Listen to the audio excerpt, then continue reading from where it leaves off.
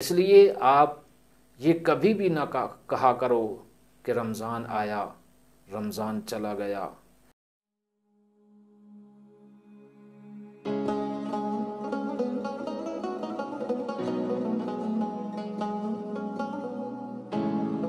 اعوذ باللہ من الشیطان الرجیم، بسم اللہ الرحمن الرحیم۔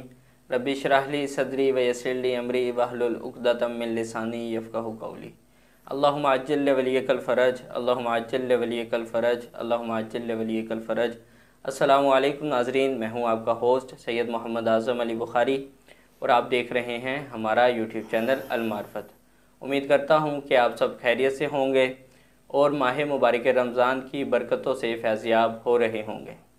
پیام رمضان کی ایپیسوڈ نمبر 1 میں خوش آمدید، کہ جہاں آج ہم ایک ایسے بابرکت مہینے کے حوالے سے گفتگو کریں گے جو رحمتوں، برکتوں اور مغفرتوں سے بھرپور ہے۔ جی ہاں، ہم بات کر رہے ہیں ماہ رمضان المبارک کی۔ یہ مہینہ نہ صرف ہمارے لیے برکتوں اور روزوں کا مہینہ ہے، بلکہ یہ ہمیں صبر، محبت، ایثار اور قرب خدا کا بھی بہترین موقع فراہم کرتا ہے۔ تو آج اس پروگرام پیام رمضان کی ایپیسوڈ نمبر 1 میں ہم اسی اہم ترین موضوع پر گفتگو کریں گے، اور اس موضوع پر ہمارے ساتھ شامل گفتگو رہیں گے جامعہ حاضہ کے سینئر مدرس جناب قبلہ مولانا ارشاد حسین جعفری صاحب کے، جو ہماری اس عنوان پر مکمل رہنمائی فرمائیں گے۔ تو آئیے ہم جانتے ہیں کہ ماہ رمضان المبارک کی کیا فضیلت ہے۔ جی قبلہ، السلام علیکم۔ علیکم السلام ورحمۃ اللہ وبرکاتہ۔ قبلہ کیسے مزاج ہے؟ الحمدللہ، دعائے اللہ کا شکر ہے۔ قبلہ، سب سے پہلے تو ہم آپ کے شکر گزار ہیں کہ آپ نے اتنی مصروفیت کے باوجود بھی ہمارے لیے وقت نکالا، اور ہم آپ کو پیام رمضان میں خوش آمدید کہتے ہیں۔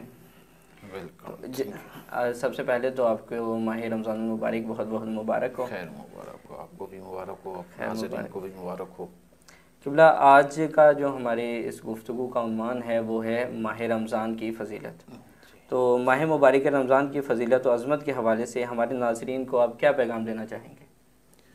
اعوذ باللہ من الشیطان الرجیم، بسم اللہ الرحمن الرحیم، الحمدللہ رب العالمین، والصلاة والسلام علی رسولہ الکریم وآلہ الطیبین الطاہرین المعصومین، اما بعد فقد قال اللہ تبارک و تعالی فی کلامہ المجید و فرقان الحمید، بسم اللہ الرحمن الرحیم، شہر رمضان الذی انزل فیہ القرآن ھدی للناس۔ اس ماہ مبارک کی فضیلت، عظمت اور برکت کے لیے اتنا ہی کافی ہے کہ پوری انسانیت کی ہدایت اور پوری انسانیت کے لیے دستور حیات اللہ کا کلام قرآن کریم اسی ماہ مبارک میں نازل ہوا۔ یہ اللہ تعالیٰ کی حکمت ہے اور مصلحت ہے کہ اس نے کوئی دو چیزیں برابر نہیں رکھی اس کائنات میں۔ ہر ایک چیز جو ہے کسی نہ کسی جہت سے کسی دوسری چیز پر فضیلت رکھتی ہے، یہاں تک کہ وہ پروردگار کہ جس نے انسانوں کی ہدایت کے لیے 1,24,000 انبیاء بھیجے، ان کو بھی برابر نہیں بنایا، برابر قرار نہیں دیا، بلکہ فرمایا تلک الرسل فضلنا بعضهم علی بعض، کہ یہ رسول جو ہیں ان کو بھی ہم نے برابر نہیں بنایا، بلکہ بعض انبیاء، بعض رسولوں کو، بعض رسولوں پر ہم نے فضیلت عطا کی ہے۔ تو اسی طرح چاہے زمان ہو یا مکان ہو، وقت ہو یا جگہ ہو، اللہ تعالیٰ نے ساری جگہوں کو بھی برابر نہیں قرار دیا، سارے اوقات کو بھی ایک جیسا اور برابر قرار نہیں دیا۔ جگہوں میں سے ایک عام جگہ اور مسجد کبھی برابر نہیں ہو سکتی۔ ظاہر ہے کہ مسجد ایک عام جگہ سے، ایک عام گھر سے یقیناً عظمت اور فضیلت کے اعتبار سے اولیٰ ہو اور اعلیٰ ہے، اور اسی طرح عام مسجد سے مسجد الحرام اور بیت اللہ وہ زیادہ فضیلت رکھتا ہے۔ اسی طرح آ جائیں، بیت اللہ عام مسجد سے زیادہ فضیلت رکھتا ہے، اس لیے کہ اس کو اللہ کی طرف نسبت ہو گئی، اللہ نے اسے اپنا گھر کہا، بیت اللہ کہا۔ تو اب وہ بیت اللہ جو ہے دنیا کے کسی اور مقام کے برابر ہرگز نہیں ہو سکتا، حتیٰ کہ دنیا کی تمام مساجد سے بھی افضل ہے بیت اللہ، اس لیے کہ اللہ کا گھر ہے۔ تو ماہ رمضان المبارک اوقات اور ازمان میں آ جائیں تو ماہ رمضان المبارک بھی ایسا مہینہ ہے کہ جس کو اللہ نے اپنی طرف نسبت دی ہے، جسے پیغمبر اسلام صلی اللہ علیہ وآلہ وسلم نے شہر اللہ کہا ہے۔ خطبہ شعبانیہ کے نام سے پیغمبر اسلام صلی اللہ علیہ وآلہ وسلم کو وہ معروف و مشہور خطبہ کہ جس میں آپ نے فرمایا ایھا الناس قد اقبل الیکم شہر اللہ، اے لوگو آپ کی طرف اللہ کا مہینہ آ رہا ہے، شہر اللہ آ رہا ہے۔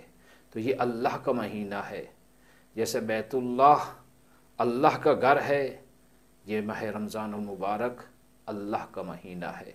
اور پھر فرمایا کہ یہ وہ ماہ مبارک ہے کہ جس میں انسان مؤمنین روزہ دار اللہ کے مہمان اور اللہ کی ضیافت میں ہوتے ہیں۔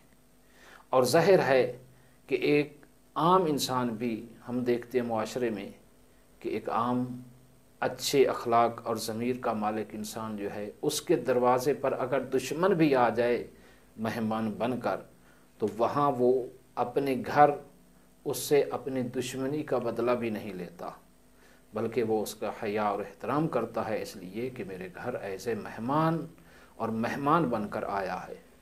تو اب اگر کوئی اللہ کا مہمان بن جائے اور اللہ کی ضیافت میں آ جائے تو وہ رحیم و کریم اللہ اس پر کتنا مہربان ہوگا اور اس کے یقیناً گناہوں سے درگزر فرمائے گا۔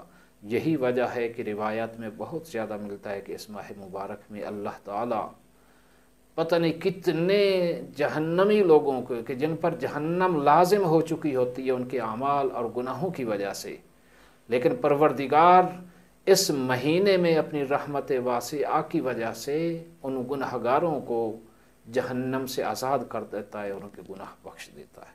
تو یہ اس ماہ مبارک کی فضیلت ہے۔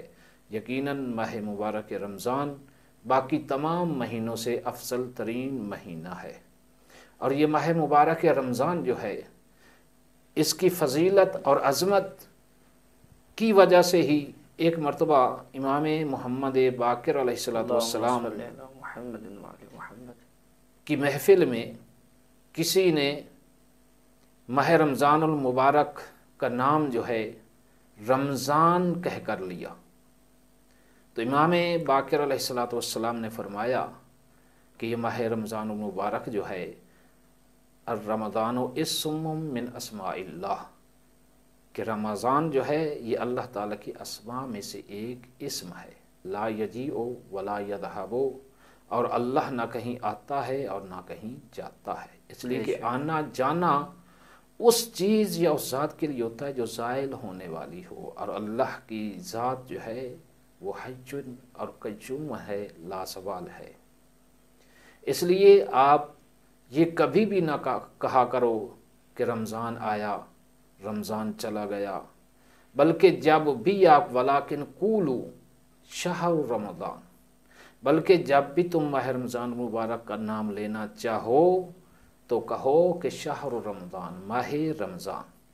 اسلامی مہینوں میں 2 مہینے ایسے ہیں کہ جن کا اکیلے ان کا نام لے کر کبھی بھی نہیں لینا چاہیے، یعنی اکیلا ان کا نام ان مہینوں کا نہیں لینا چاہیے۔ ایک ہے ماہ مبارک رمضان اور دوسرا ہے ماہ رجب۔ اکیلا رمضان یا اکیلا رجب نہیں کہنا چاہیے، بلکہ روایات میں ہے کہ یا تو شہر رمضان ماہ رمضان کہیں اور اسی طرح ماہ رجب کہیں، اکیلا رمضان یا رجب کہنا صحیح نہیں ہے، روایات میں اس سے منع فرمایا گیا ہے۔ اور یہ رمضان کا لفظ جو ہے یہ رمضا سے مشتق اور ماخوذ ہے، رمز رمضا را میم اور ضاد، اس کا معنی ہوتا ہے گرم اور جلا دینے والی ریت اور پتھر۔ اور رمضان المبارک کا یہ نام اس وجہ سے رکھا گیا ہے، خود پیغمبر اسلام صلی اللہ علیہ وسلم کا ارشاد گرامی یہ ہے، آپ صلی اللہ علیہ وآلہ وسلم نے فرمایا کہ ماہ مبارک رمضان کا نام رمضان اس لیے رکھا گیا سمی بذالک لأنہ یرمز الذنوب، کہ ماہ مبارک رمضان کا نام رمضان اس لیے رکھا گیا ہے کیونکہ یہ مہینہ گناہوں کو جلا کر ختم کر دیتا ہے۔ بے شک یہ وہ مہینہ ہے کہ جس میں اللہ تعالی گناہ گاروں کے گناہ بخشتا ہے، اور یہ مہینہ رحمتوں اور برکتوں کا مہینہ ہے۔ پیغمبر اسلام صلی اللہ علیہ وآلہ وسلم نے اس مہینے کے بارے میں فرمایا کہ یہ وہ مہینہ ہے کہ جس میں سونا عبادت ہے، جس میں سانس لینا تسبیح ہے۔ صرف انسان روزہ دار اگر روزہ رکھ کر سو جاتا ہے تو اس کی یہ نیند اور سونا بھی عبادت شمار ہوتی ہے، اس کا سانس لینا تسبیح شمار ہوتی ہے۔ یہ اتنا بابرکت مہینہ ہے اور نزول قرآن کا مہینہ ہے۔ دیکھیں، میں نے عرض کیا کہ جگہوں میں سے اللہ تعالیٰ نے بیت اللہ، خانہ کعبہ کو، بیت اللہ کو شرف بخشا اور عظمت بخشی۔ کائنات کی تمام تر جگہوں سے، تمام تر مکانوں سے اللہ کا گھر بیت اللہ اور خانہ کعبہ افضل ترین جگہ ہے، اور زمانوں میں سے، اوقات میں سے اللہ تعالیٰ نے ماہ مبارک رمضان کو وہ شرف بخشا کہ اسے تمام مہینوں سے، تمام اوقات سے افضل ترین مہینہ اور زمانہ قرار دیا۔ یہی وجہ ہے کہ بیت اللہ اللہ کا گھر ہے، اور یہ ماہ مبارک رمضان اللہ کا مہینہ ہے، شہر اللہ ہے۔ ہم دعا گو ہیں پروردگار سے کہ پروردگار ہمیں اس ماہ مبارک کی برکتیں، رحمتیں، مغفرتیں اور بخششیں سمیٹنے کی توفیق عطا فرمائے، یعنی ہمیں وہ اعمال اور وہ اسباب مغفرت اور اسباب رحمت، جتنے بھی اعمال ہیں جو اللہ کی رضا اور خوشنودی اور اس کی رحمتوں کے حصول کا سبب ہیں، اللہ تعالی ہم ان سب اعمال کو خلوص نیت کے ساتھ انجام دینے کی توفیق عطا فرمائے۔ قبلہ ماشاءاللہ جی، بہت ہی احسن انداز میں آپ نے ہمیں ماہ رمضان المبارک کی فضیلت بیان فرمائی ہے، تو آپ کا بہت بہت شکر گزار ہیں کہ آپ نے اتنے مصروفیت کے باوجود بھی ہمارے لیے وقت نکالا۔ تو ناظرین، یہ تھی ہماری آج کی گفتگو کہ جس میں ہم نے جانا کہ ماہ رمضان المبارک کا نام ماہ رمضان کیوں رکھا گیا ہے۔ تو ملتے ہیں نیکسٹ ویڈیو میں، تب تک کے لیے اپنا خیال رکھیں۔ خدا حافظ۔